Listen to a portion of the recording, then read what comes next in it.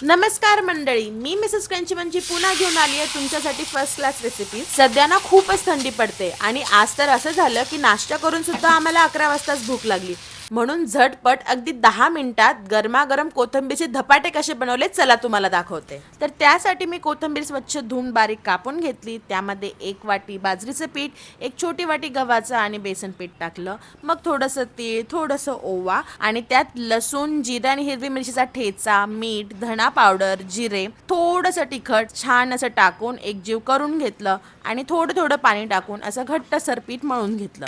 Proper प्रमाण किती घेतलं काय घेतलं हे सगळं मी कॅप्शनमध्ये मेन्शन केलं आहे।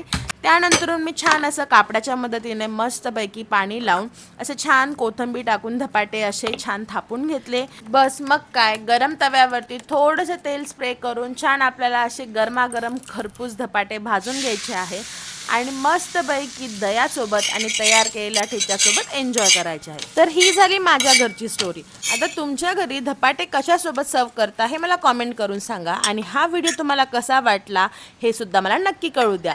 आणि जर आता व्हिडिओ बघितलाच आहे तर मला फॉलो करायला विसरू नका। बाय।